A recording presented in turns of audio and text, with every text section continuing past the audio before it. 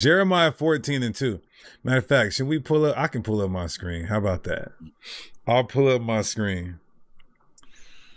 Jeremiah 14. And Oh, while the brother pulls it up, I remember Elder Apostle Ramlab of Great Millstone. Recently, he just did a video about Jeremiah 14:2.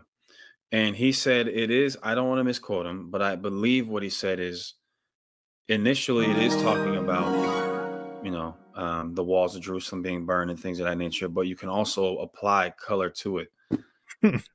And respectfully, you can't.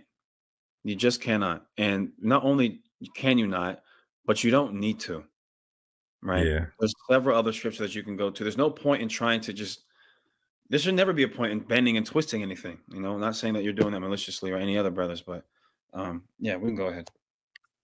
Yeah, you guys see it. Jeremiah 14:2.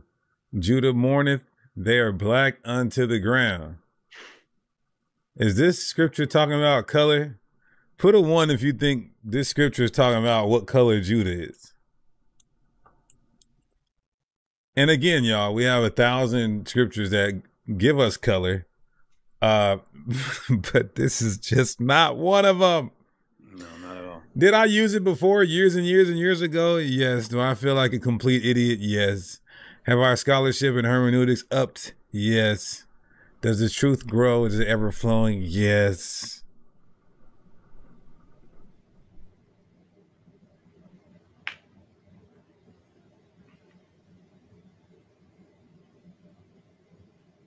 Okay. Listen, y'all, we all were here at one point, so don't feel bad about it. Okay, so you want to go into it? Yeah. So, and again, I've used this before too, but the truth is the truth is the truth is the truth. So let's just read these two scriptures side by side. All right. So we're going to read Jeremiah 14:2 and Nehemiah 1:3 side by side. They're the exact same scripture, except Nehemiah 1 is more evident as to what it's talking about. It can't be twisted. You know what I mean? Jeremiah 14:2. Judah mourneth, and the gates thereof languish. And then I believe that's a semicolon, right? So it's telling you, so now it's going to expound on what? The gates of Judah. And it tells you they are black unto the grounds. So it's not saying Judah is black, it's saying the gates are black, right? Now, how do gates turn black unto the ground? Nehemiah 1:3. And they said unto me, the remnant that are left of the captivity there in the province, Judah, are in great affliction, mourneth. The wall of Jerusalem, the gates thereof, also is broken down, languish. And the gates thereof are burned with fire. They are black unto the grounds. What happens when you take a wooden gate and you burn it? It turns into ash, black on the grounds. That's what Jeremiah 14:2 was talking about. Nehemiah chapter 1:3. This is after the Babylonians came, destroyed our stuff, burned our temple, burned our city, even burned our books, etc. So that's what it's talking about. It has nothing to do with the color of the Israelites. So I would really encourage brothers and sisters to stop using that, because it makes us look like we don't know how to read with proper, reading comprehension. So all praises to the Most High. I'm ready. You ready for the next one, Deacon? Next one.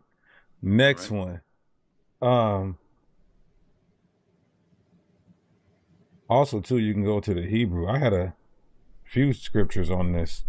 That word black here is used for mourning.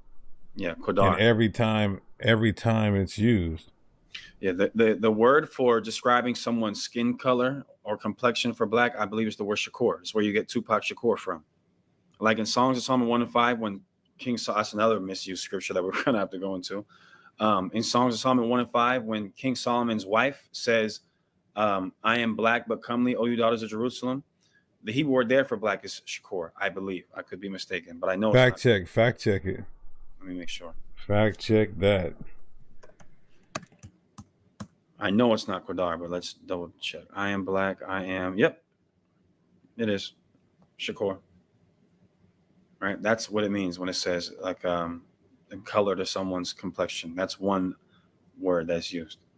No, I'm saying in 14:2. What's that Hebrew word? Oh, Qadar. Yes, Qadar, not Shakur. Right. It's for what? For mourning. Shalom. Giving all praises, honor, and glory to Yahweh, Bahashem, Yahweh Shai, Bahashem, Rakakwadash. Double honor to the apostles and elders of Great Millstone who teach and rule well in all truth and sincerity. Shalom, peace and blessings to the hopeful elect, the house of David, starting with the 144,000, followed by the 1/3 remnant. Shalom. All right, so you got these guys, man. You got Deacon, all right, and Hasad. All right, you see this the page, Deacon Destruction Mode. All right, him and Deacon, I think his name is Hakah. Yeah, I think it's Deacon Hakah and Hasad. They got this newly formed group. I think the group name is Genesis, if I'm not mistaken. Yeah, I think that's it. But yeah, man, so you heard them going into Jeremiah chapter 14, verse 2, saying that it's not talking about color. You know, but on the contrary, man, yes, it is, man. All right. Jeremiah 14:2 is a precept, as the apostles of Great Millstone has taught us, that we can pull to prove that the Israelites are a dark nation of people. They're a dark race of people, people of color. All right. Because they said, well, it's not talking about color. It's talking about mourning. Yes, it's talking about mourning, but it's also talking about color. We know black represents mourning. All right. But it's also talking about color. You see these guys, man, I guess they've never heard of scriptures being twofold, threefold, manifold, man, meaning what, having many meanings. All right. Many meanings. All right. And that's Jeremiah 14:2 is a prime example. Yes, it's talking about mourning, but also it's telling you that, you know, the Israelites are a dark race of people, a dark nation of people. All right.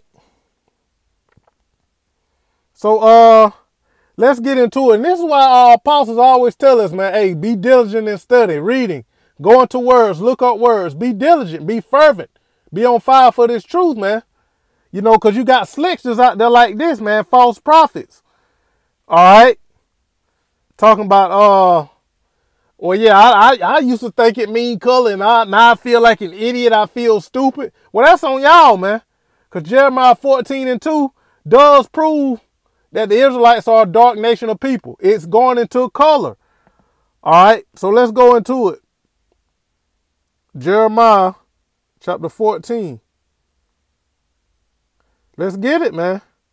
Jeremiah 14:2. It reads, Judah mourneth, and the gates thereof languish. They are black unto the ground, and the cry of Jerusalem is gone up.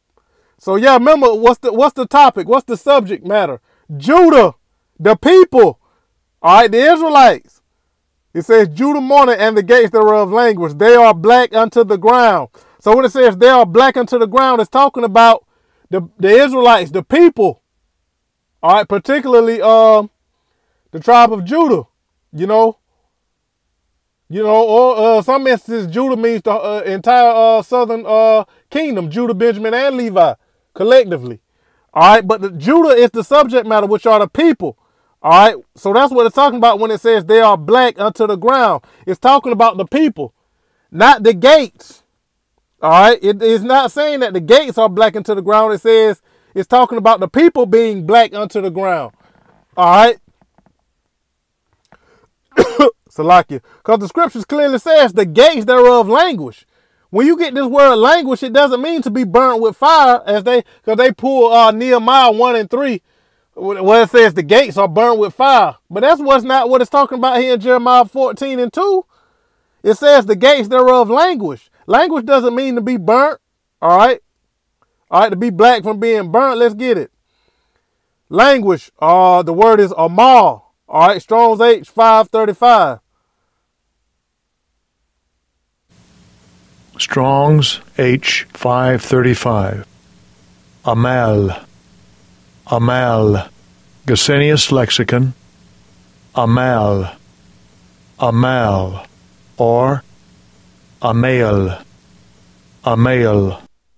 Yeah, that's the word. That's the word for language. It says languish, feeble, weak in the Strongs. All right. It says outline of biblical usage: to be weak, to droop, to languish, to be exhausted. Past participle of the heart, to be weak, to droop. It says to be or grow feeble, to languish. Strong's a primitive root, to droop, by implication, to be sick, to mourn, to be weak, to wax feeble. All right, and that's what language means. It doesn't mean to be burnt, man. All right, let's get a precept for that, because these guys, they going the hell off, man. Let's just get some scriptures with language in it. See what we get. Languish.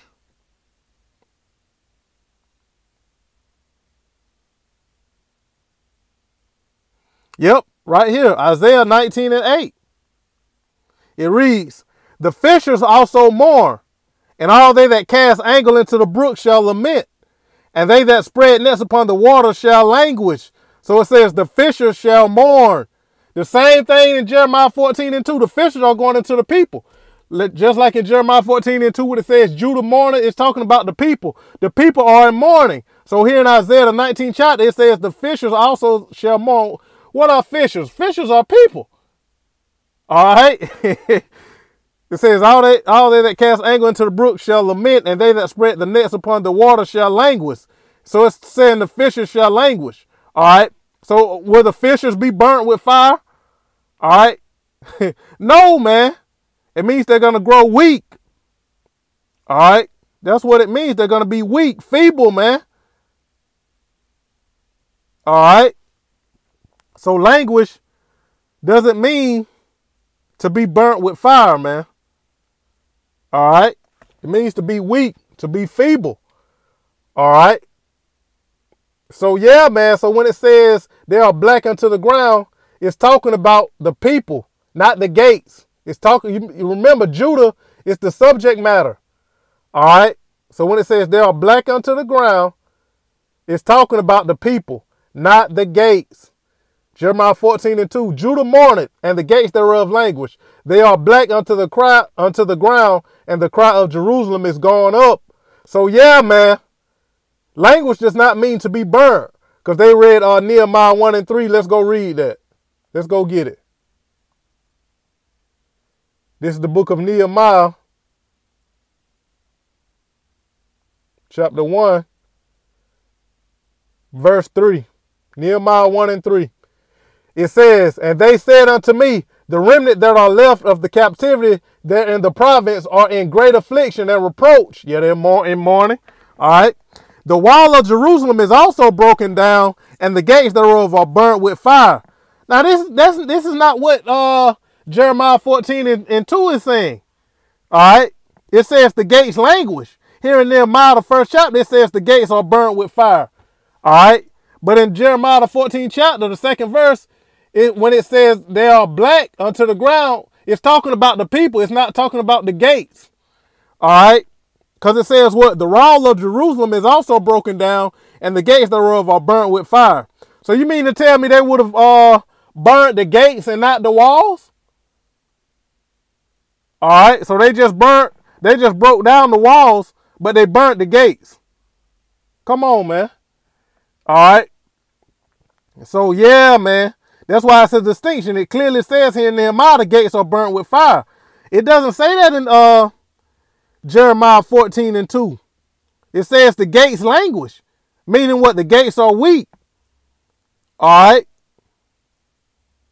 Basically, the gates are broken down, as was the wall in Nehemiah the first chapter. Languish does not mean to be burned with fire. It clearly says the gates languish.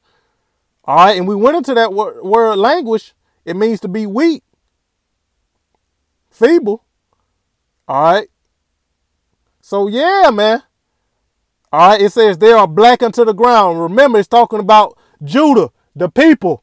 All right, they are black unto the ground. Yes, black does mean mourning. All right, but also it's talking about color. It's proving the color of the Israelites. They're a dark nation, a dark race of people. Let's get this word for black. And we know it's Kadar, because we went into this many times before. All right. It says they are black. Strong's 86937. Kadar. Strong's H, 6937. Kader. Kader. Yeah, and Kadar is the root word. All right. And it says what? To mourn. Yep, we know that. All right. Like I said, it's talking about mourning, but it also says what? Black, dark, blackish, darkened heavily. All right. To be dark, to mourn, to cause to mourn. All right. So, yeah, man. To make dark, to be blackish. All right. What? Blackish color of a sunburnt skin, to be darkened. Woo! So, yeah, man. All right. It's going into a color.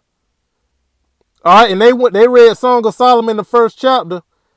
Let's bring up another blue letter tab. But let me show you how slick these guys are, man.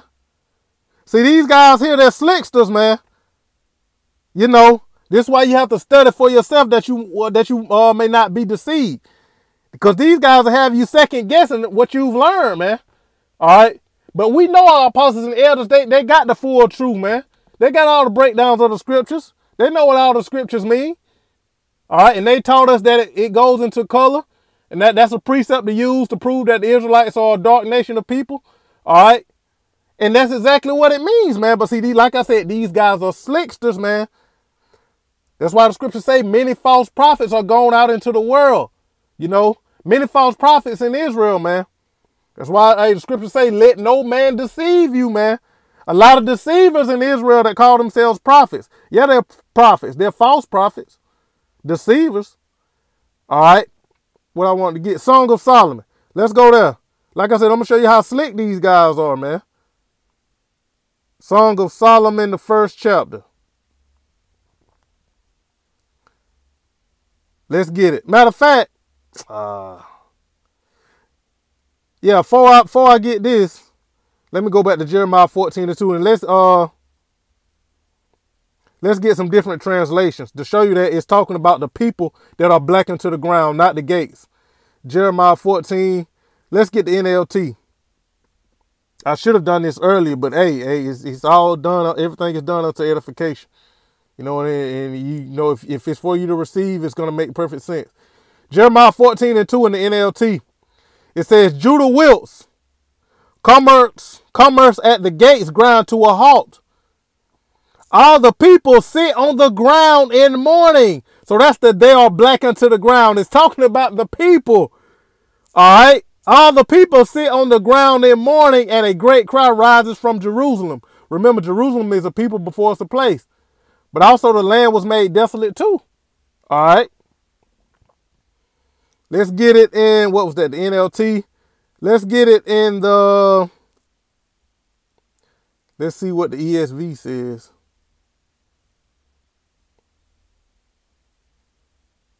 Jeremiah 14:2 in the ESV. Judah mourns, and her gates languish. Her people lament on the ground, and the cry of Jerusalem goes up. So they are black unto the ground. It's talking about the people. They're in mourning unto the ground. They're on a low level. They had been taken over, man, invaded, conquered, so to speak. So they were in mourning. They were brought low. All right. So yeah, man, it's talking about the people that's black unto the ground, not the gates, man. All right. So let's get it back in the KJV. Go back to where we left off. Remember, the word for black was Kadar. So let's pull that back up. Jeremiah 14:22. The word for black is Kadar. Strong's H 6937. That's the root. And I went into the meaning. All right, now let's go to the Song of Solomon. What was this? Oh, that's from a lesson that another lesson that I got to do. All right, but nevertheless, let's go to Song of Solomon 1 and 5. Show you how. See, these guys are slicksters, man. All right. Show you how slick these guys are. All right. Song of Solomon chapter 1 verse 5. It reads, I am black but comely, O ye daughters of Jerusalem, as the tents of Kedar, as the curtains of Solomon. And see, just because it got the same word black, all right, you have to go into the words, man. You know, they went into black, which was a different word. All right, but let me show you. This is how slick they are. That's why they got that word black and not this word kadar. You have to get this word kadar. All right, because that's the word for black in Jeremiah 14:2, kadar. It's the same word here. Now it's spelled different. Initially, when you go into it, it's Quedar. All right, but in Jeremiah 14:2, it's Qadar, but it's the same word when you go into the root. So this is the word for kadar in Song of Solomon 1:5. All right, cause remember, Kadar was dark skinned. He was one of the sons of Ishmael. All right, and it says, matter of fact, I'm gonna play it first. Like I said, you see here is Qedar. In Jeremiah 14:2 is Qadar, but it's the same word nonetheless. It's kadar.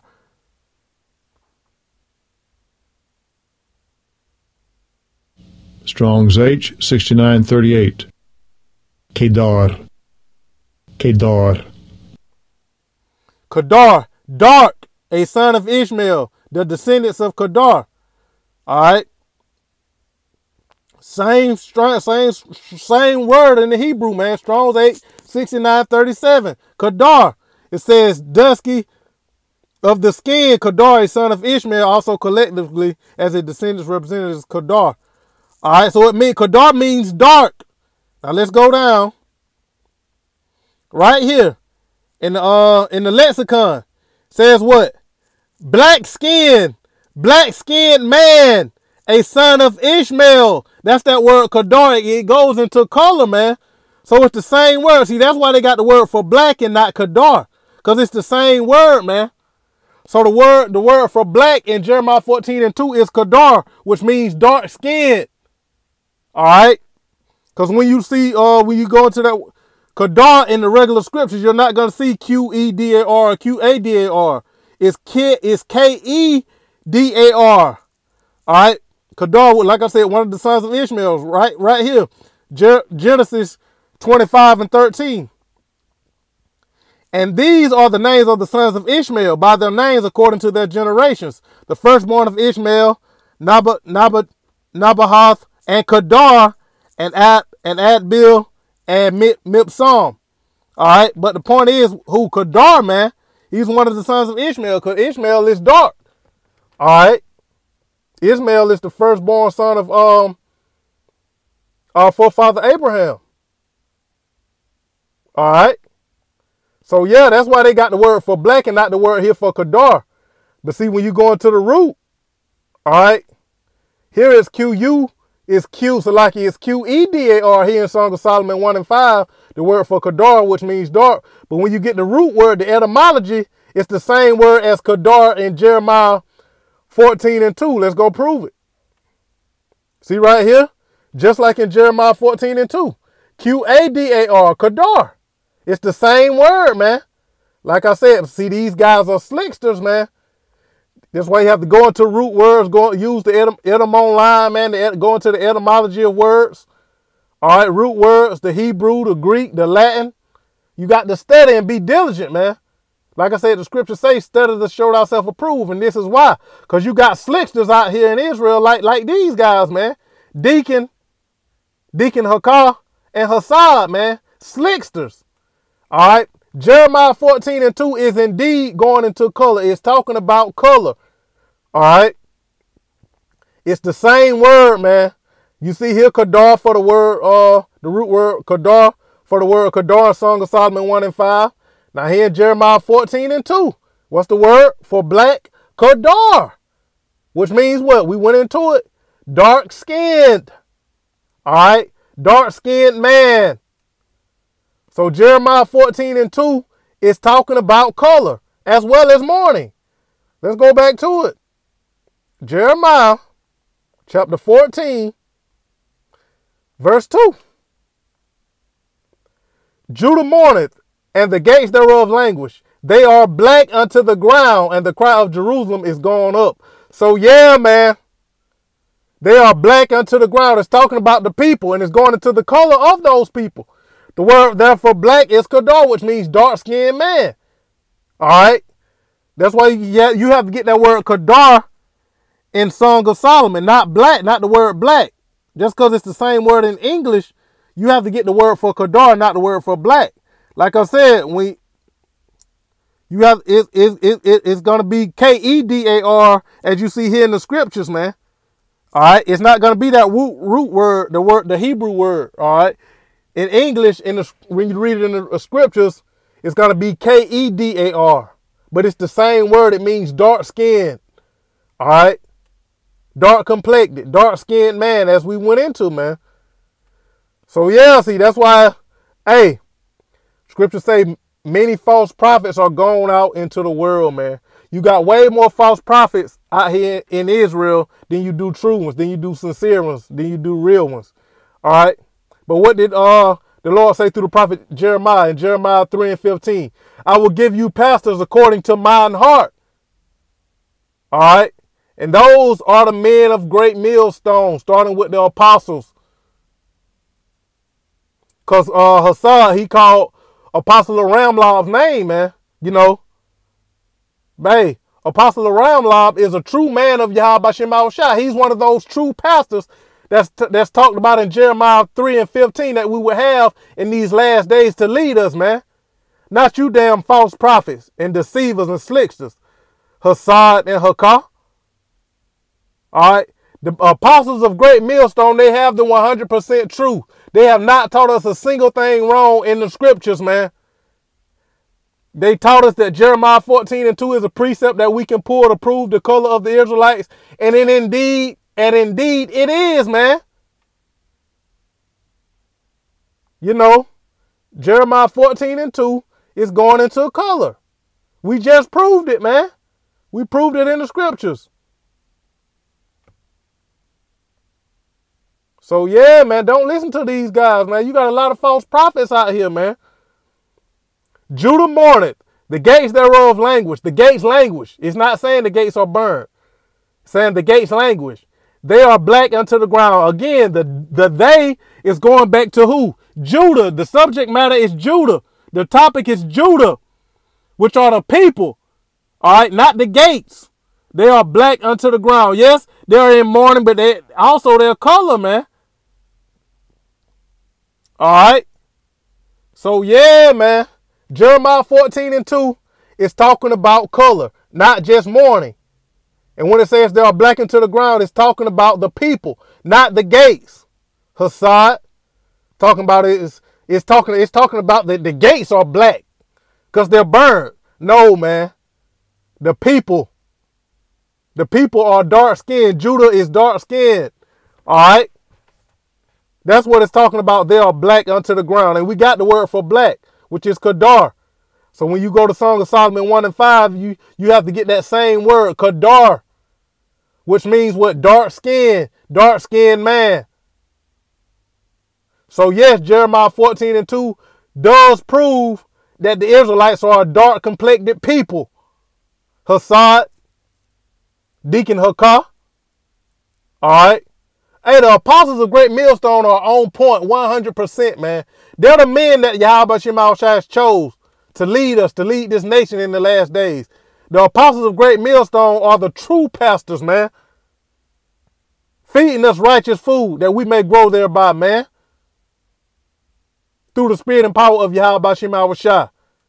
They got the 100% truth. They know all things through the scriptures as it pertains to salvation. They know all the prophecies, all the breakdowns.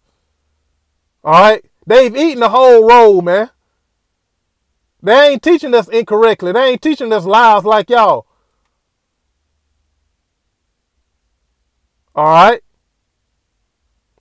So yes, man, Jeremiah 14:2 is also talking about color, not just mourning. All right. Like I said, you got a lot of slicksters out here, man. A lot of false prophets, man. Stay the hell away from them. They're not giving you the 100% truth.